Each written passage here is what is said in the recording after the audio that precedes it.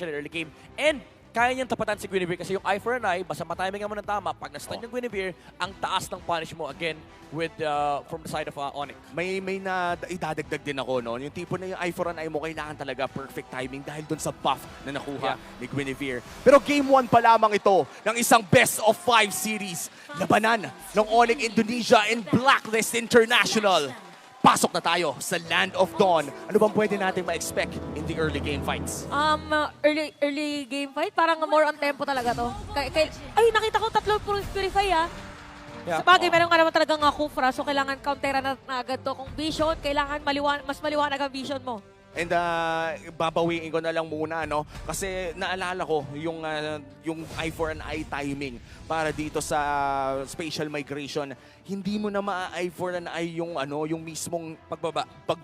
Dapat mauna. Kailangan kang mauna. So that's going to be a very tough challenge, no, para kay Kyrie. Technically kaya naman kasi bago tumalon yung Guinevere, makikita mo yung talon, yung literal na pagtalon niya. Pero ang bilis kasi nun, and mahirap siya i-dodge. Pero what the Benedetta provides here for Onyx ID is yung faster rotations. Ang bilis gumalaw nito, napakabilis mag-jungle, especially kapag ililish mo. And yung mobility to fight against Faramis, na may kasamang Lilia yung Benedetta, by the way, napakadaling paghahabol-habulin ng heroes ng Blacklist International. Kasi isipin mo, lalo pagdating ng mid-game, yung teamfight dito ng Onyx ID, no, they have to move around dun sa Netherrealm na ibibigay ni Yue, and Benedetta does that. And I feel like yun yung magiging plus side sa teamfight nila kasi they are able to sort of like mitigate yung presence ng Netherrealm kasi pwede sila mag-out. Yeah, and speaking of the Benedetta, feeling ko in-include talaga ng Onyx Indonesia as preparation against Blacklist International na multiple players from Onyx Indonesia ay pwedeng maglaro ng Bene, considering that this is also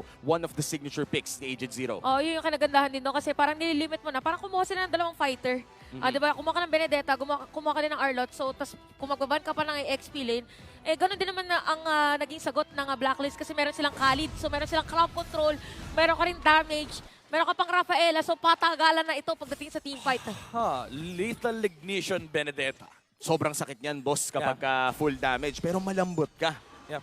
I mean, malambot ka naman talaga kasi hindi naman nagtatank talaga yung, hindi maganda yung tank jungle Benedetta ngayon. Pero what I can say definitely is kapag tinamaan ka ng full combo ni Benedetta, napakahapde, lalo nung burst. Pero usually kasi talaga yung pure rage yung pinipili dyan. Kasi ang gusto mo is yung mapoke mo siya, out ka.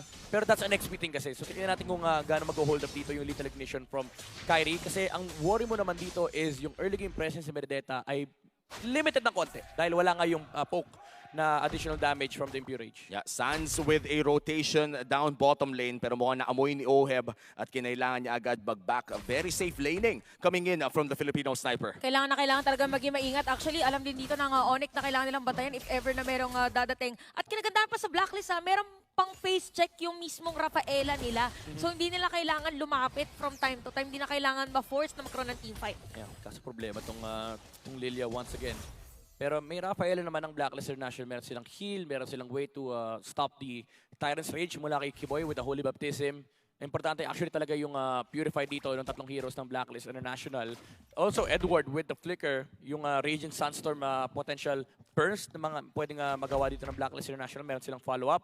Pero basically ang game plan ng Blacklist International dito is protect si Oheb. Protect malala talaga. Ang kailangan nilang gawin dito. And first turtle, mukhang Blacklist International ang magsisimula nito. Edward on the zone. Kiboy still level 3. Wala pa namang Tyrant's Rage. Pero nandito na nga si Kyrie at si Sans. Trying to contest. May angulo siya. Ibibilit ba? Ginamit ang Black Shoes dito. Edward kalahati ang buhay. Look at Kyrie. Lunod yung damage pero ginamit na dito yung Netherrealm. Netherrealm. Napakaganda. Pasok!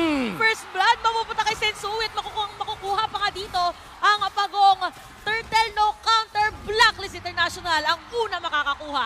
Paano mo naman ba i-contest kung patay ka na? Yeah. At nahanap nila si Kyrie ng napakabilis. Again, that's the downside of having a Benedetta. Wala silang, actually wala talaga silang pansilip dito aside from boots. And yung Benedetta, kailangan mo ng clear angle para makasilip ka sa Turtle. Ang problema is binate ng Blacklist.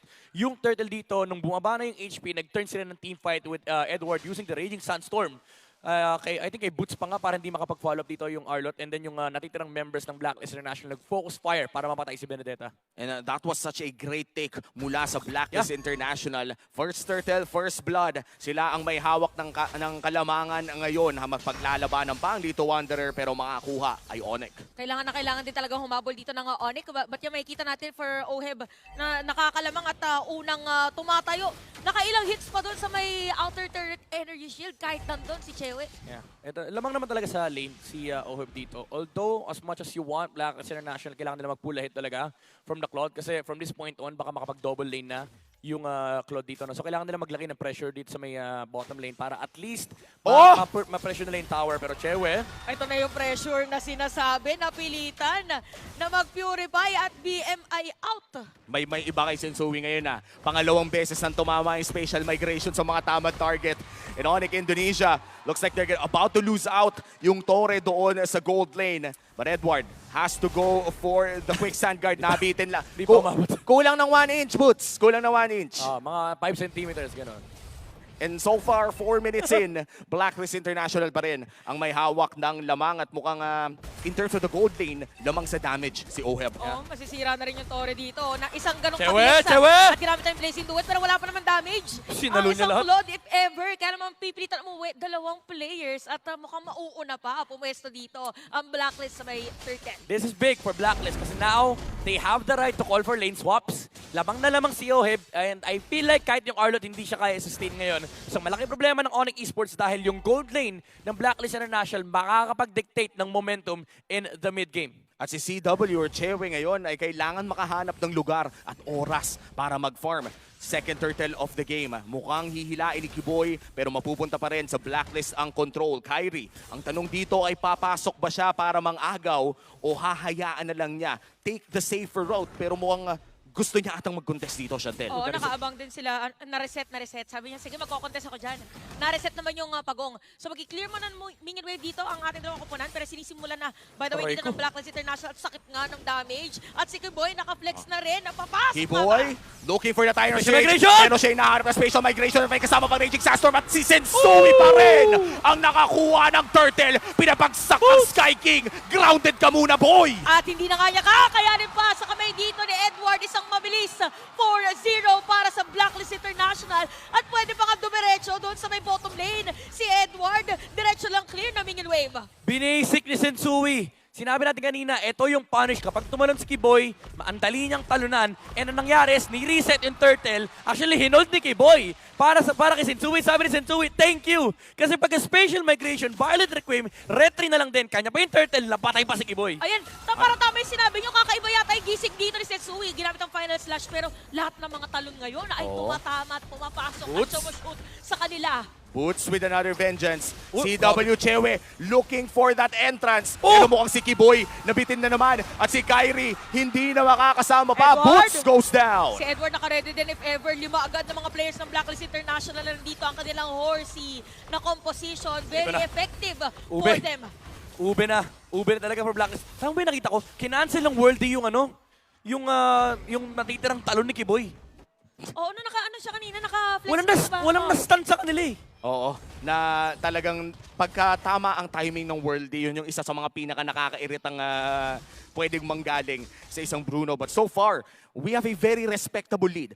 Blacklist International is ahead by 3,000, 7 minutes in. Pero nagawa rin ito ng Triple Esports sa laban nila against Onyx Indonesia. Yeah. At isang Lord lang ang kinailangan ng Onyx para makabawi. Kaso ang kalaban ng Onyx dito yung blueprint.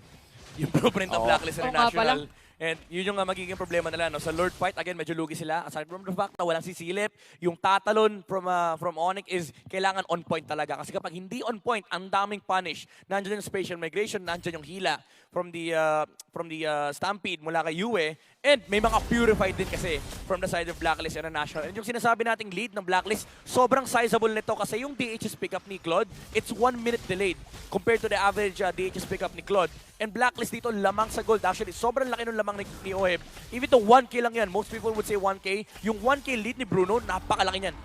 And that is the third and final turtle of the game na mapupunta sa kamay ng Blacklist International. Crucial item pickup here. Lightning Truncheon papunta kay Yue. Mas pinasakit ang damage niya ngayon. Oo, mabilis din ang magiging splash against the players of Onyx. At top lane talagang pinagigigilan ni Grabe si Oheb. Oheb. Kaya nasira na agad. Oh, Sensui! At nakita na natin to kanina si Kiiboy nakaabang. Pero sabi niya parang delikado yata na biglang talunaan si Sensui doon.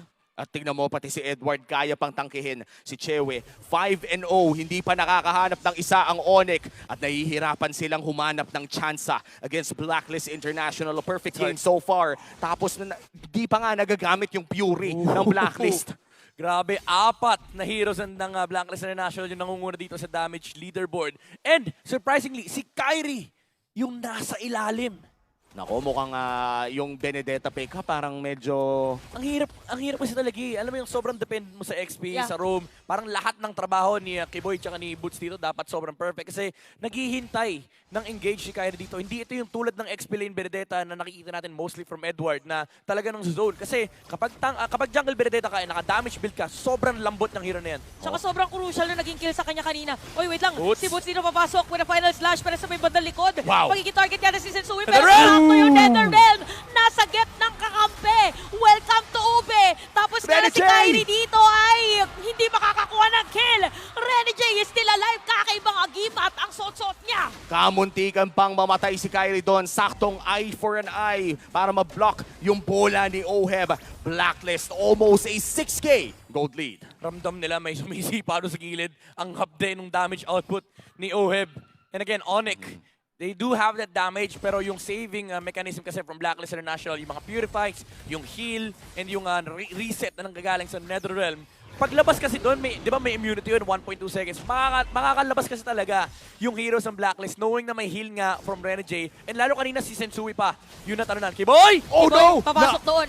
Sasakto nga ba para sa kanila? Yun nga lang, Renny J makukuha na nila. Meron pa Netherrealm.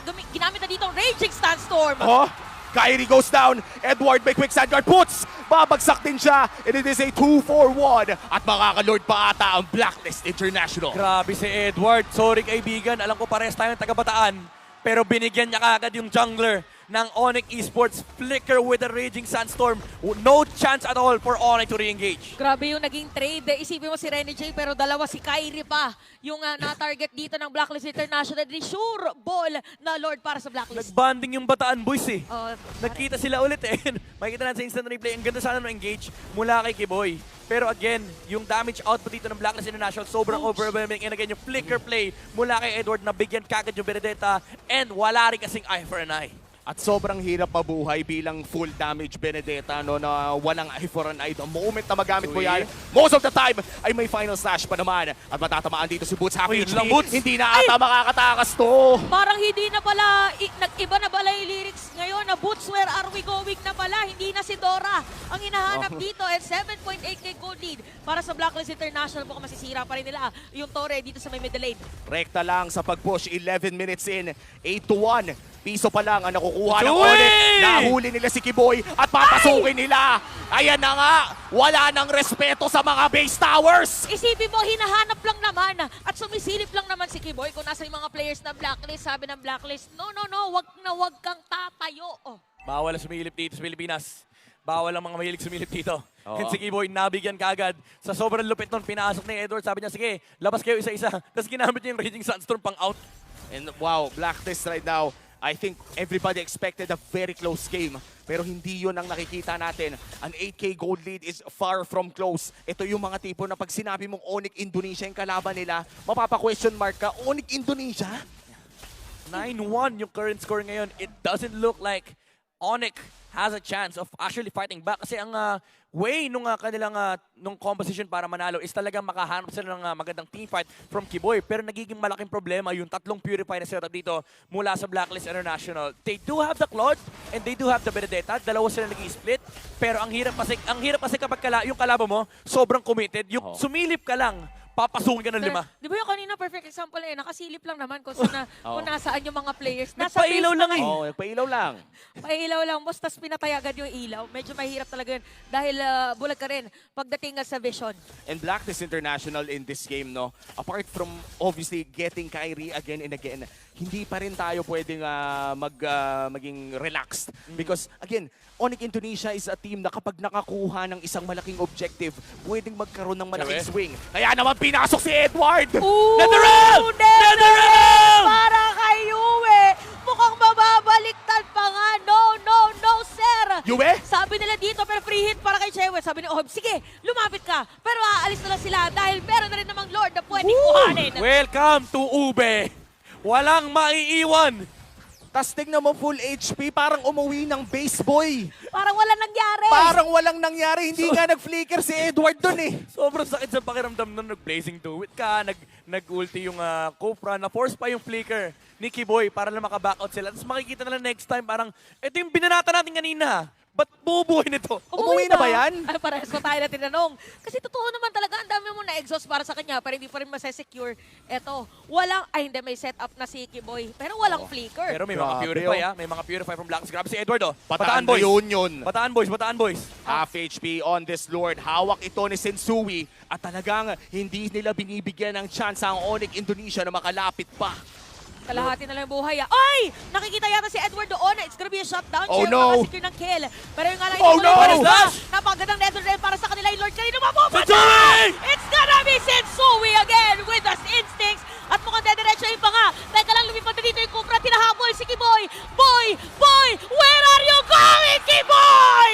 Dalawa ang nawala at ang instincts pa rin ni Sensui ang nanaeg. Thank you talaga, sabi ni Sensui. Kanina niya pa nililis yung Lord. Spatial migration onto Kyrie. Hindi nagamit yung Eye for an Eye. Kasama siya doon sa knock-up. And sabi ni Sensui, re-retrain ko na lang yung Lord. And this is it. A big Lord push for Blacklist International. Bawal Oh, magkamali. final slash miss. Final slash, hindi pa tumama at mukhang aayusin muna ang wave. Huling beses para makahinga at huling beses para mag-expect kung matatapos na ba ng Blacklist to. Ang ganda ng gising ni Sensui ngayong Oo, araw. Parang lahat on point. Retribution on point. Spatial migration on point. Oo, if ever man, Kiboy, maganda kiboy, talaga kiboy. rin, talagang diretso. Wow! Exclamation point! Sensui! Sensui again, si Kyrie magiging target niya, kamutikan na si Kyrie. Pero kinagandahan dito talagang on point, men, ang mga talon niya. Wala pa akong nakitang spatial migration na walang tinamaan na importante.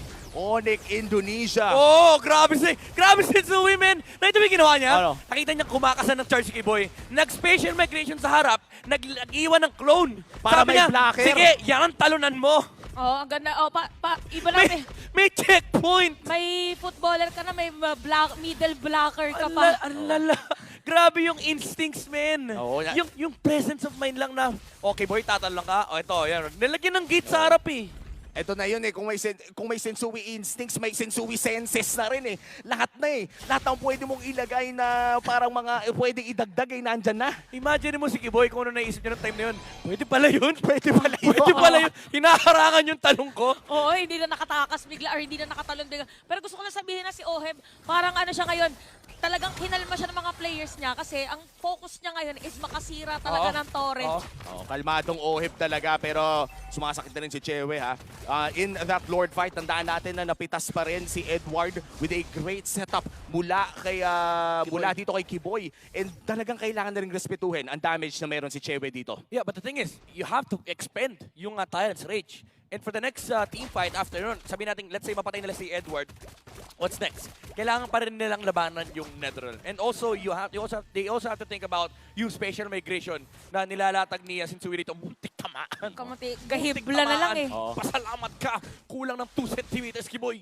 O kung tumama yan, that could have been a kill. At kung hindi man kill, siguro flicker na maboburn. Lord ang kapalit nun for sure. Most likely. And Blacklist, hindi na umalis ng 8,000 ang kanilang kalamangan. And Onyx Indonesia, kamustahin natin yung late game nila, no? Ano ba ang palag ng Onyx Indonesia sa atin in late game? Sobrang lakas actually na split ng Onyx. And kaya nilang micro-win again, no? Yung mga napakita ko kanina, kaya nilang micro-win yung Netherrealm kasi kaya umalis ni Berdetta at pati na rin ni Claude dun sa laban na yun. But when it comes to objective team fights like this one, yung Lord, na kung saan puresado lumaban ng Onyx, kailangan talaga ma-utilize si Boots dito. Hindi pwedeng yung Kufra mauna. Kailangan ma-maximize nila yung final slash na manggagaling kay Arlott para at least ma-force out yung mga defensive tools mula sa Blacklist. Pero actually, kinontrol na ng Onyx dito yung opposite side of the map. which is yung bottom lane. So yung Lord Dance ng Blacklist International medyo awkward ngayon. Baka i-reset nila yung Lord pero hinahawakan ni Boots. Ang Oo. taas ng damage ni Sans. Dalawa yung napudugo niya doon. Kinailangan mag-regen, kinailangan mag-heal. At hindi pa nga nare-reset ang Lord na to. This is a Luminous Lord. Hindi pa naman Kiboy, evolved. Kiboy! Pero mukhang si Kiboy, sinubukang hanapin si Tapang ni Yue. Yue. Ang Oh. tapang, tingnan mo si Renny J, yung natutunaw na rin. Men, si Yue hindi nag-purify. Tsaka feeling ko si Kiboy kinakabahan din. Magsiset ba ako? Naka-purify kasi ito eh. Baka after ito Shadow Ayan, Stampede. nireset na. Okay, na-reset na. Okay. Kalmado na muna ulit ang ating mga teams. Pero may kita natin na ang parang man-to-man din na ngayon. Even UN Suns nagtatapatan in terms of damage against each other. Bottom lane, however, Claude ang mauuna doon. Oh, tapos ang response ata ng Blacklist International, ang pangtapat kay Kyrie ay si Yes, walang Edward. Claude, walang Claude. This is a Walang 4v5. Claude, walang Claude! Nakita ata nila na walang Claude. Okay, tingnan natin. Ginamit na Electro Final Blow versus Suns ngayon. Ang makakakuha ng kill against Yue. Si OM nagiging target dito ni Suns. Pero yung Lord Oh, no! pa rin. Double kill na para kay Suns dito para mapupunta dito yung Lord. Kanino? Sensui! Sensui pa rin! Pero nga na nakakakuha ng kill ang mga players dito ng Onyx Winter Transion. But still, Shewe will secure that one. Walang nakuwang kills ang Blacklist International, pero meron namang Evolved Lord. Ito na yung damage output ng Onyx, no? Ang mahirap na dito for Blacklist International, inuuna na si Yue. So the Paramis needs to play safe. Kailangan nila pang cover dito kay Kufra. Ang dilemma naman nila is nakafocus din kasi si Sensui doon sa Lord. So yung pang frontline nila na pwedeng maghanap ng targets dito against Onyx is BC nung time na yan. Oh! Wow! Panis!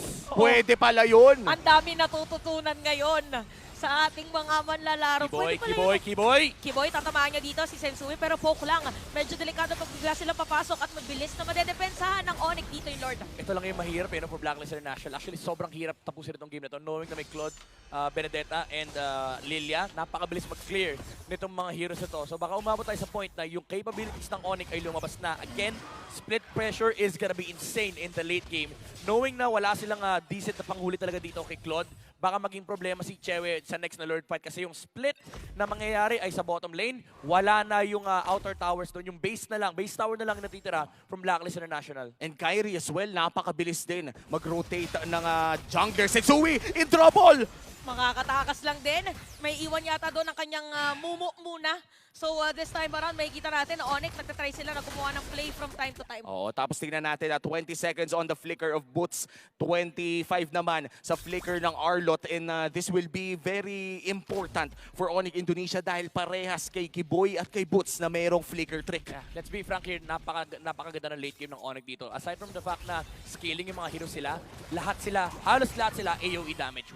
When comparing to Blacklist International, single target focused yung lineup nila. May konting AoE naman pero hindi enough to laban sa spread out damage ng Onyx. You have the Blazing Duet, yung Electro Final Blow, of course yung Lilia AoE damage yan.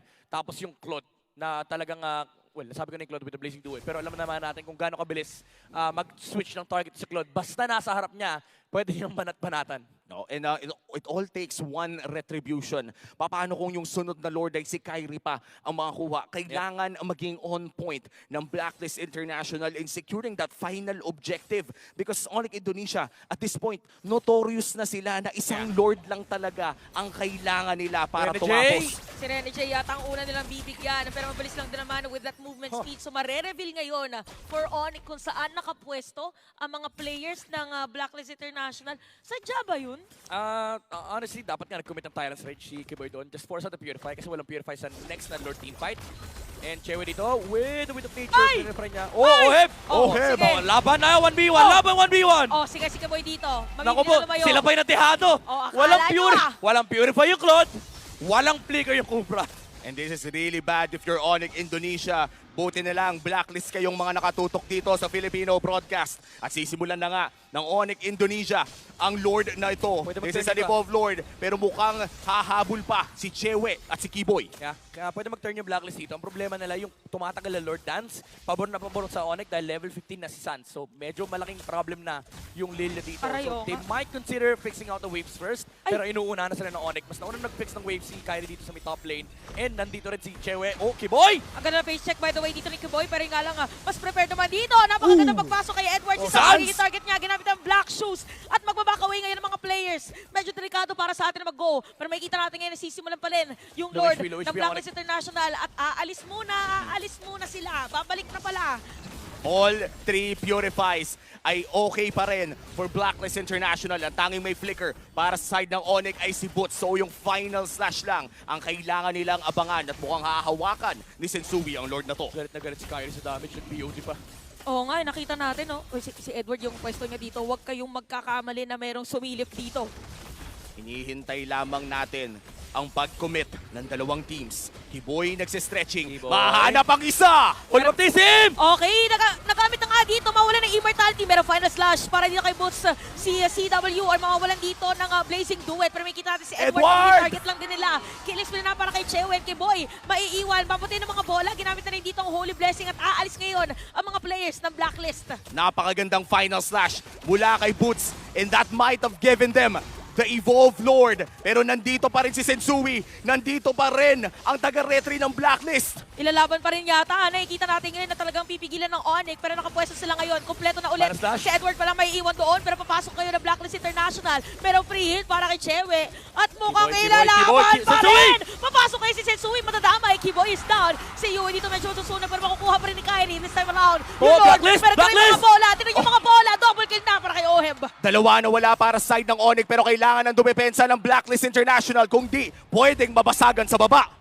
Ang ganda na nag-start ng teamfight na yun for Onyx Esports. Yung talon dito kay Yue, napatay kagad nila yung Paramis. Pero dahil Paramis yan, ang bilis na mag-respawn, and Blacklist International, they used the numbers advantage that they had. Even though they were up against the Claude, yung talon na naman ni Kiboy, natalon na naman ni Sensui with the spatial migration.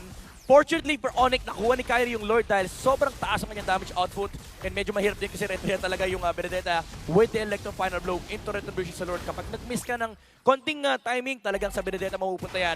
So Onyx, they do reset the pace of the game, but nararamdaman na natin yung problema for Blacklist International, no? Si Sans dito, yung AoE damage, napaka-happy talaga ng Lilia. There is a reason why the Lilia is perceived as one of the best mages in the current meta. At nakikita talaga natin kung gaano kasakit ang bawas na binabato Ayun, na ni Sans. Kitang-kita nasa numero na 140, 24 minutes pa lang. Multiple targets kasi. Pero again, Blacklist International, yung kanilang teamfight dito, although most of the teamfights na nakikita natin, terms ng Onyx, if they do find the thing that they want is yung talon dito kay Kiboy. If sila yung makauna, either kay Kufra or kay Arlot, doon magsisimula yung takbo ng teamfight. Kasi si Edward duty pa rin siya. Tinatalon na niya actually kanina pa si Sans with the Raging Sandstorm, forcing out the Black Shoes. So kailangan lang talaga ng Blacklist International dito makaharap ng magandang angle. Pero when it comes to chaotic teamfights, lalamang dyan ang Onyx. Grabe naman yung face check ni Boots dito, no?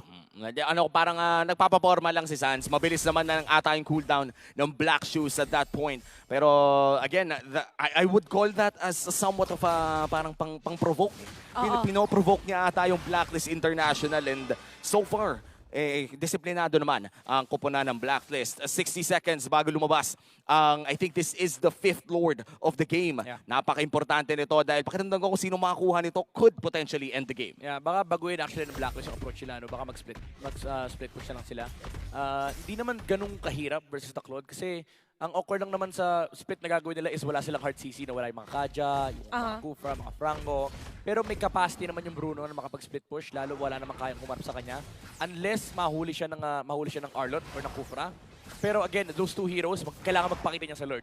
So again, Blacklist International, if makokontrol nila yung wave, no? If if magiging maganda yung wave management ng Blacklist, like if they are able to push out the waves before the Lord spawns, mataas ang chance na makapag-split push dito yung Bruno. Pero Onyx, very fundamental din ang kanilang gameplay. Tinulak na ni Chewe yung wave sa may top lane. Tapos mukhang kailangan na nga rin alagaan ni Oheb yung bot lane dahil inipon na rin ni Kyrie.